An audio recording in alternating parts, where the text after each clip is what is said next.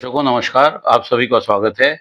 आज इस वीडियो के द्वारा मैं श्री निशिकांत जी जो सिरमौर हिमाचल प्रदेश के रहने वाले हैं, उन्होंने अपनी बर्थ डेट आदि भेज करके ये जानना चाहा है कि उनकी शादी कब होगी और सरकारी नौकरी या नौकरी के क्या योग हैं। उनके द्वारा बताए गए प्रश्न का उत्तर देने से पहले मैं आपको कुछ सूचना देना चाहता हूँ कि मेरे पास बहुत लंबे समय से लोगों के प्रश्न विचाराधीन हैं, जिनका मैं उनके क्रम के अनुसार उत्तर लगातार देता आ रहा हूँ और निःशुल्क उत्तर देता आ रहा हूँ। लेकिन कुछ लोग अपने प्रश्न भेजकर बार-बार इस बात के लिए चेष्टा करते हैं कि उनके प्रश्नों के उत्तर और लोगों से पहले तुरंत दिया जाए। इस प्रकार का दबाव बनाया जाता है और स्वाभाविक भी है, आदमी अपने उत्तर को जल्दी चाहता है। तो उनके लिए मैंने एक अलग सेवा शुरू की है कि जिन लोगों को अपने उत्तर जल्दी चाहिए, वो मेरे व्हाट्सएप पर, जो मैं आपको नंबर बता रहा हूँ, उस पर मैसेज कर सकते हैं और वो जल्दी उत्तर पाने के लिए क्या तरीका है, उसकी जानकारी हासिल कर सकते हैं। मेरा व्हाट्सएप नंबर है 8979880701। अब जो निशिकांत जी हैं, उनके द्वारा बताई गई जो समय के अनुसार जो कुंडली बनती है, वह मीन लगन की कुंडली बनती है, जो आपके सामने है। और ग्रह स्थिति इस प्रकार है कि दूसरे भाव में केतु है, चौथे भाव में चंद्रमा है, अष्टम भाव में सूर्य बुध राहु हैं, नवम भाव में मंगल शुक्र गुरु हैं और 12वें भाव में शनि है। ये आपकी कुंडली की स्थिति है। देखिए, आपका जन्म मीन लगन में तथा पूर्णवसु नक्षत्र के प्रथम चरण में हुआ है। जन्म राशि आपकी मिथुन है तथा वर्तमान में आपको शनि की महादशा में राहु का अंतर चल रहा है, जो 4-4-26 तक रहेगा। इसके बाद शनि में गुरु का अंतर चलेगा, जो 16-10-28 तक चलेगा। आपका विवाह 4-4-26 से 16-10-28 तक अथवा इसके बाद सप्तमेश की दशा, जब बुध की महादशा शुरू होगी, तो उसमें होने की काफी संभावना है। अर्थात आपका विवाह 31 से लेकर 33 वर्ष की अवस्था होने पर बहुत संभावना है कि आपका विवाह इस बीच में हो जाए। इस प्रकार आपके इस प्रश्न का उत्तर आपको अवश्य मिल गया होगा कि आपकी शादी कब होगी, कैसे होगी। अब दूसरा प्रश्न आपका है कि कारोबार के बारे में बताया जाए। यद्यपि मेरा शुरू से ये कहना है कि मैं आपके एक प्रश्न का उत्तर दूंगा, लेकिन फिर भी मैं, क्योंकि आप लोग एक दो सवाल पूछ लेते हैं तो मैं उसे बता देता हूँ। तो मैं फिर भी आपको आपके दूसरे प्रश्न का उत्तर देने की चेष्टा कर रहा हूँ। देखिए, नौकरी कारोबार के लिए कुंडली में लाभ स्थान यानी कि 11वें भाव को, लगन को, पंचम भाव को, सप्तम भाव को और नवम भाव को और दसम भाव को देखा जाता है। और इनके विश्लेषण के बाद ये पता चलता है क्या। देखिए, आपकी कुंडली में विशेष बात ये है कि लग्नेश और कर्मेश दोनों मंगल के साथ, शुक्र के साथ भाग्य स्थान में बैठे हुए हैं और यहाँ वैसे भी गुरु का अपना भाव होता है। तो ऐसे लोग बड़े भाग्यशाली होते हैं, वैभवशाली होते हैं, समाज में मान सम्मान प्रतिष्ठा पाते हैं। राजनीतिक क्षेत्र में या धार्मिक क्षेत्र में भी इनका रुझान व दखल होता है।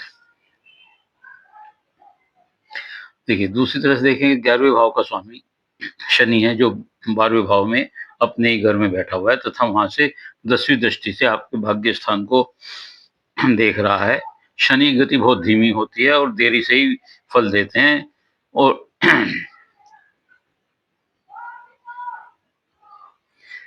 सप्तम भाव आपका जो है ये बुध है, वो भी। और ये जो भाग्य भाग्य से रोजगार रखा, इससे भाग्य से रोजगार और ये दसम से नौकरी देखते हैं। तो सप्तम का स्वामी बुध तथा दसम का स्वामी गुरु,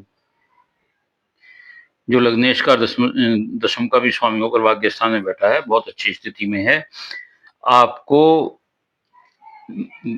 शनि की महादशा चल रही है, उसमें जो गुरु का अंतर चल रहा है, उसमें जब बुध का अंतर आएगा तो उसमें आपको नौकरी, अच्छी नौकरी या आपके कार्यों में स्थायित्व आने की योग है। अर्थात 4-4-26 के बाद जब इसमें शनि में, गुरु में बुध का अंतर आएगा तो आपको निश्चित तौर से अच्छी नौकरी, गवर्नमेंट नौकरी की संभावना तो वैसे हो, इसलिए भी हो सकती है कि भाग्य स्थान बहुत अच्छा मजबूत है आपका, तो उसकी उसकी कोशिश करें तो वो भी मिल सकती है। लेकिन सूर्य के साथ जो आपके सप्तम भाव में अष्टम भाव में सूर्य के साथ राहु और बुध बैठे हुए हैं, ये सूर्य और राहु ग्रहण दोष बना रहे हैं। ये इस गवर्नमेंट जॉब के लिए थोड़ा-सा व्यवधान पैदा कर रहे हैं। और यद्यपि सूर्य के साथ बुध बुधादित्य योग बना रहा है, अष्टम राहु बैठे हैं, तो अचानक धन लाभ, अचानक भाग्योदय, अचानक उपलब्धि ये देते हैं, विरासत और वचत से संपत्ति भी देते हैं, लंबी आयु भी ये देते हैं। वाक्पटुता बुध की वजह से आपको प्राप्त हो जाती है, विदेश यात्रा भी यहाँ राहु की वजह से, बुध की वजह से, सूर्य की वजह से आपको मिल सकती है। भाग्य स्थान में मंगल, शुक्र और गुरु बैठे हुए हैं, ये विदेश योग भी बताते हैं आपको। शुक्र यहाँ रोमांटिक भी बनाता है, मंगल साहसी ऊर्जावान बनाते हैं, और गुरु यश कीर्ति पराक्रम देते हैं आपको, मन समाज से यश और सम्मान की प्राप्ति मिलती है। शनि 12वें भाव में बाधाओं के साथ विदेश यात्रा, जो विदेश यात्रा तो आपको है ही, लेकिन उनमें कुछ बाधाएं मिलेंगी, एकदम तुरंत ऑल ऑफ सडन आपकी विदेश यात्रा नहीं होने की। बाधाओं के बाद आपकी विदेश यात्रा का रास्ता खुलेगा। एकांतवास देता है ये आदमी को, स्वास्थ्य में कुछ परेशानी देता है, और बहुत परिश्रम और कड़ी मेहनत के बाद लक्ष्य की प्राप्ति देते हैं शनि। यहाँ माता पिता से स्नेह देते हैं। आपकी बाईं आंख, पैर, दांत में कोई दिक्कत हो सकती है किसी प्रकार की। कर्म क्षेत्र में आपको, जैसे मैंने बताया, राजनीतिक है, धार्मिक है, कंप्यूटर, आईटी, शिक्षा का क्षेत्र है, वक्ता है, बैंकिंग फील्ड्स हैं, इस तरह के उसमें आपको सफलता मिल सकती है। एक विशेष बात कि केतु आपके दूसरे भाव में बैठा हुआ है, जो ये बताता है कि आपके माथे पर, आंख के दोनों आंखों के पास, भौं के बीच में कहीं कोई चोट का निशान होने की संभावना है। आप बहुत तेज, चटपटा, खट्टा, मीठा, स्पाइसी खाना पसंद करते होंगे। सेल्फ इंटरेस्ट आप प्रायोरिटी पर रखते होंगे। इस प्रकार ये आपका, मैंने बताया कि आपका दैनिक जीवन या आपका कारोबार किस तरह का होगा, गवर्नमेंट नौकरी कब मिलेगी, किस प्रकार होगी, अगर आप ये व्यवधान सूर्य और राहु का जो ग्रहण दोष है इसका उपाय करेंगे। आपको क्या करना है, आपको ग्रहण दोष का निवारण करना है। सूर्य नीच के हैं तो उनके लिए आपको सूर्य को जल देना है। भाग्येश आपके मंगल हैं और गुरु भी यहाँ बैठे हुए हैं इनके होकर के, तो आपको हनुमान चालीसा पढ़ें, और गुरु के लिए पिता, गुरु, साधु, वृद्धों का सम्मान करें, उनकी इज्जत करें, तो निश्चित तौर से आप जो बनना चाहेंगे वो प्राप्त हो सकता है। उम्मीद है आपको अपने प्रश्नों का उत्तर मिल गया होगा। यदि किसी और का कोई प्रश्न हो तो वह अपनी डिटेल भेजकर मेरे चैनल को सब्सक्राइब करते हुए अपना एक प्रश्न भेज सकता है, उत्तर अवश्य दूंगा।